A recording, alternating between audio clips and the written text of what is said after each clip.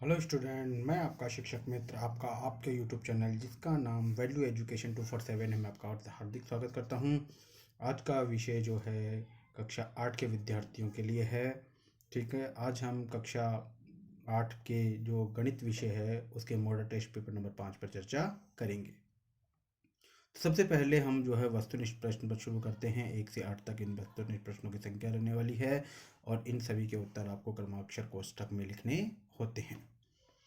तो सबसे पहले आप देखिए यहाँ पर है -11/15 गुणा -3/7 बराबर -3/7 गुणा -11/15 के अंतर्गत उपयोग किए गए गुणधर्म का नाम बताइए। यानी इस प्रश्न में कौन सी प्रॉपर्टी, कौन सा गुणधर्म का उपयोग किया गया है वो बताना है। देखिए सबसे पहले बराबर के इधर देखो, 11/15 और 3/7 -3/7, और इस तरफ देखेंगे बराबर के इधर तो 3/7 पहले आ गया और 11/15 -11/15 बाद में हो गया। मतलब संख्याओं का क्रम पलट गया और बीच में गुणा का चिन्ह है। तो यहाँ पर प्रॉपर्टी है गुणन क्रम क्रम विनिमयता। गुणन क्रम विनिमयता, ठीक है, क्रम विनिमयता का है, यानी क्रम पलटा है, इसलिए ये क्रम विनिमयता का गुणधर्म यहाँ पर लागू होता है। अगला प्रश्न है, निम्नलिखित में से कौन एक चर वाला रेखीय समीकरण नहीं है।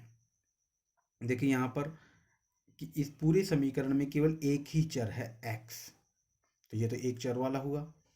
यहाँ देखिए x भी है और y भी है, यहाँ पर चर हो गए दो, तो इसका मतलब यही जो है वो एक चर वाला रेखीय समीकरण नहीं है, ये दो चर वाला रेखीय समीकरण है। तो हमारा उत्तर ब बिल्कुल सही है, यहाँ ब्रैकेट में हम ब भर देंगे। अगला प्रश्न है, समचतुर्भुज है ABCD में अगर ACB अगर 40 डिग्री का हो तो ADB का मान कितना होगा। तो यहाँ पर देखिए दोनों जो कोण हैं उनका टोटल होता है 90 डिग्री। अगर एक 40 का आ रहा है तो दूसरा जो है उसका 50 का हो गया, 50 और 40 दोनों को मिलाएंगे तो हो जाएगा 90। तो अगर एक 40 का है तो दूसरा 50 का होगा। तो यहाँ पर हमारा उत्तर बिल्कुल सही है, यहाँ पर हम द भर देंगे। संख्याओं 30 और 40 के मध्य एक पूर्ण वर्ग संख्या बतानी है। तो यानी 30 और 40 के बीच में ये सभी संख्याएं 30 और 40 के बीच की हैं, लेकिन इनमें से हमें वह संख्या पे निशान लगाना है जो पूर्ण वर्ग है।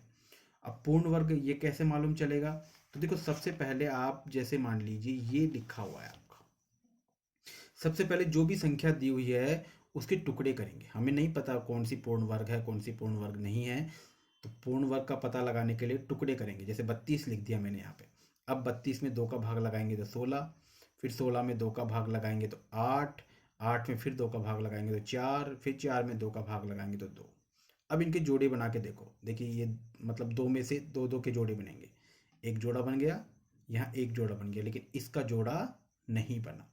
इसका मतलब ये पूर्ण वर्ग संख्या नहीं है, पूरे जोड़े बन जाने चाहिए। यानी अगर एक दो और आ जाता तो ये पूर्ण वर्ग संख्या हो जाती। अब 36 में देखो, 2 का भाग लगाया 18, फिर 18 में 2 का भाग लगाएंगे तो 9, फिर 9 में 3 का भाग लगाएंगे तो 3, अब और 3 में 3 का भाग लगाएंगे तो 1, एक आते ही खत्म हो जाता। अब यहाँ जोड़े बनाओ, देखिए 2 का जोड़ा भी बन गया और 3 का जोड़ा भी बन गया।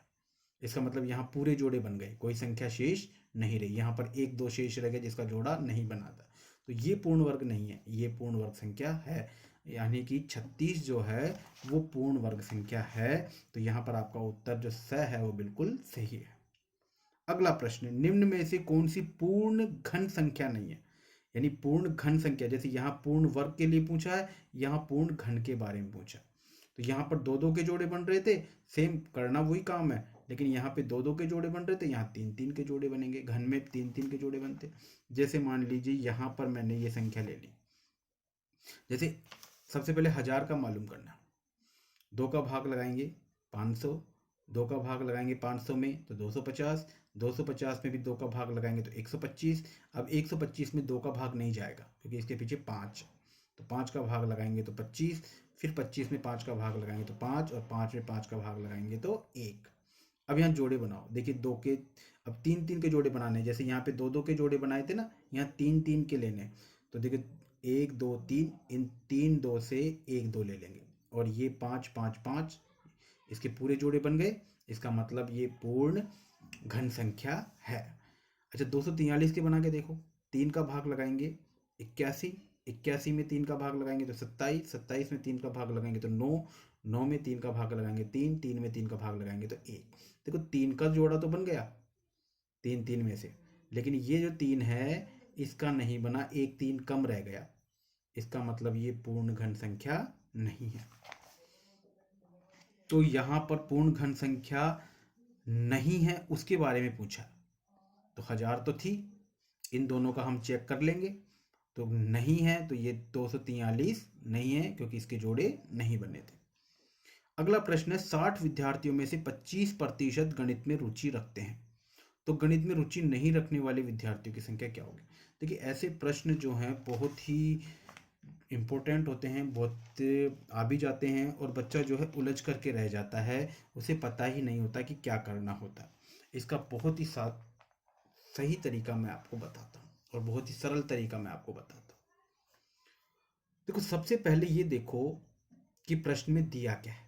यहाँ प्रश्न में उसने हमें बता दिया कुल विद्यार्थी 60 है, बस यही हमारे काम की चीज़ है। इसके बाद में आप सब समझ जाओगे कि क्या करना है। यानी उसने हमें बता दिया कुल विद्यार्थी, प्रश्न में शुरू में ही बता दिया 60, देखिए ये लिख रखा कि 60 विद्यार्थियों में से, यानी 60 हो गए कुल विद्यार्थी, यानी उसने हमें प्रश्न में कुल विद्यार्थी की संख्या दे दी। अगर प्रश्न में कुल विद्यार्थियों की संख्या वो बता देता है तो हमेशा ध्यान रखिए 100 हमें नीचे लिखना है और ऊपर जो भी प्रतिशत की जो संख्या है, जैसे इस प्रश्न में देखो, इस प्रश्न में प्रतिशत की कौन सी संख्या है पूरे प्रश्न में 25%, तो 25 हमेशा ऊपर लिख देंगे। यानी यहाँ पर प्रतिशत की जो भी संख्या 30 है 20 है 25, जिसके आगे प्रतिशत का चिन्ह रहेगा ना, उस संख्या को तो लिखेंगे ऊपर। कब? जब कुल विद्यार्थी वो हमें प्रश्न में दे दे। और यहाँ पर लिखेंगे हम नीचे, मैंने पहले बताया कुल विद्यार्थी दे दिए तो 100 नीचे आएगा, यानी ये तो हमेशा करना है।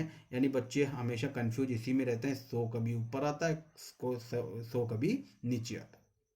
तो मैंने सबसे बढ़िया तरीका आपको बता दिया कि शुरू में देखो अगर कुल विद्यार्थियों की संख्या वो हमें बता देता है तो 100 हमेशा नीचे जाएगा, तो ऊपर क्या जाएगा? जिसके आगे प्रतिशत है।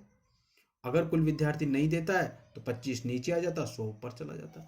और ये जो संख्या दी हुई है 60 है 70 है 80, जो कुल चीज है वो हमेशा गुणा में जाती है। तो हमारा इस तरीके से हम लिख देते हैं 25/100 गुणा 60। अब एक जीरो से एक जीरो कट गई, 25 को 6 से गुणा करेंगे तो 25 का पारा 6 बार बोलेंगे तो 150 आ जाएगा, नीचे 10 आ गया, 150 में 10 का भाग देंगे तो 15। अब 15 क्या हैं? गणित में रुचि रखने वाले। और पूछा क्या है? रुचि नहीं रखने वाले। तो रुचि नहीं रखने वाले कितने हो गए भाई? 60 में से 15 को घटा देंगे तो 60 में से 15 गए तो 45 जो बच्चे हैं वो रुचि नहीं रखने वाले हैं। अगला प्रश्न, 0 में से 5x घटाने पर प्राप्त होगा, यानी 0 में से 5x घटाएंगे तो कितना मिलेगा? 0 में से 5x घटाएंगे तो हमें ये देखिए बड़ी चिन्ह हमेशा बड़ी संख्या का आता है, इन दोनों में से बड़ी संख्या कौन सी है? 5, और 5 के आगे चिन्ह कौन सा है? माइनस, तो ये आ जाएगा -5x।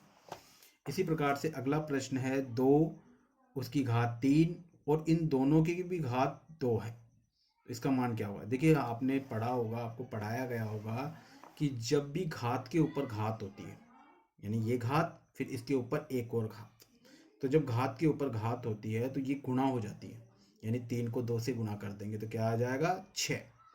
तो यानी हमारा जो उत्तर आएगा वो यहाँ आ जाएगा 6 2 की घात 6, यानी ए ऑप्शन हम यहाँ भर देंगे। किन्हीं 3 पूर्ण संख्याओं के लिए गुणन सहचार्य नियम लिखिए। अभी गुणन सहचार्य नियम बताना था अपने को 3 संख्याओं के लिए, तो देखिए 3 संख्याओं के लिए गुणन सहचार्य नियम ये है। देखिए 3 संख्या हम इधर लिख देते हैं ABC। गुणन सहचार्य बताना तो बीच में गुणा का चिन्ह लगाना, इधर भी वही 3 संख्या लिख देंगे। सहचार्य बताना है तो सहचार्य में हम जानते हैं ब्रैकेट चेंज होता है, यहाँ पर पहले A और B पे ब्रैकेट है, इधर ब्रैकेट है B और C पर। अगर क्रम विनिमय का पूछता तो इधर जो क्रम है इधर उसका क्रम अलग कर देते, यानी A शुरू में है इधर तो इधर एंड में A कर देते, वो होता क्रम विनिमय का। लेकिन यहाँ क्रम विनिमय का नहीं पूछा, यहाँ सहचार्य का पूछा है, तो आपको केवल ब्रैकेट की पोजीशन चेंज करनी है।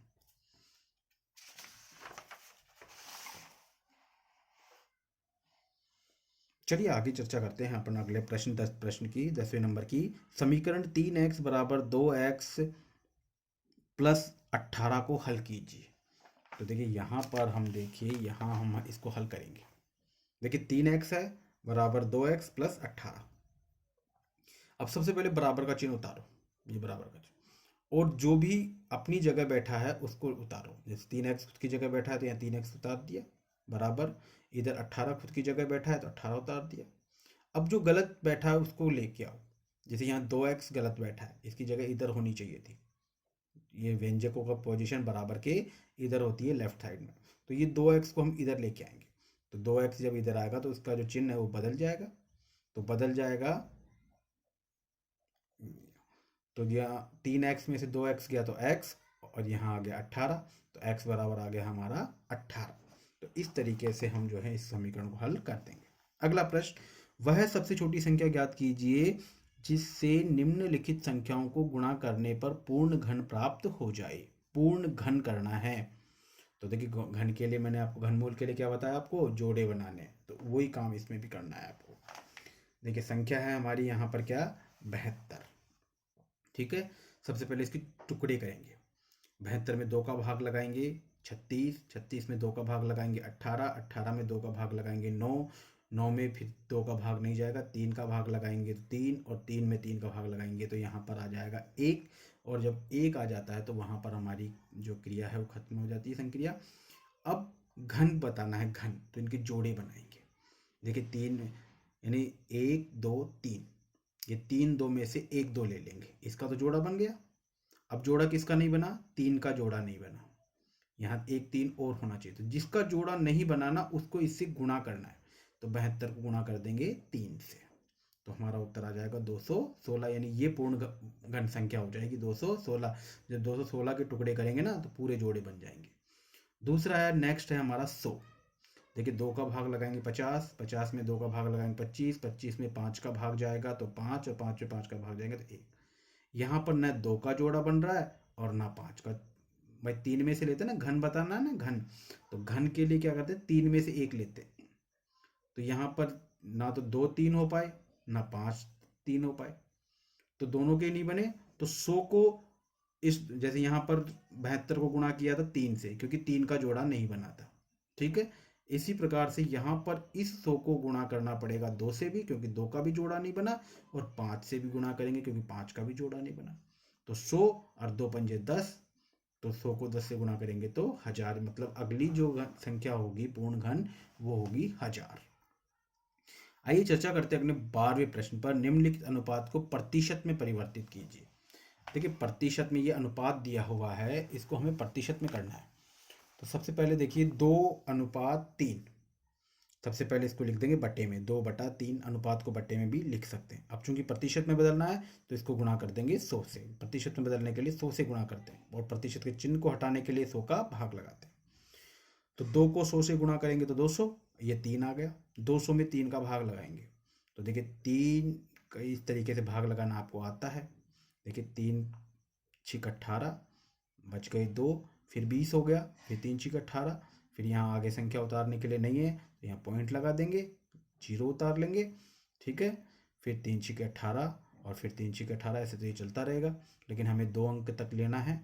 तो हमारा उत्तर आ जाएगा 66.66%, इसका उत्तर हो जाएगा। इस तरीके से हमने जो है इस वीडियो में भी जो है 12 प्रश्नों पर चर्चा की है। आशा करता हूँ कि आपको ये जो वीडियो है इसमें मेरे द्वारा समझाए गए सभी प्रश्न अच्छे से समझ में आ गए होंगे। अगर वीडियो पसंद आ रहा है तो इसको लाइक और सब्सक्राइब करें, ताकि आगे आने वाले वीडियो भी आपको इसी तरीके से मिलते रहें, और अपने दोस्तों के साथ में शेयर जरूर करें। धन्यवाद।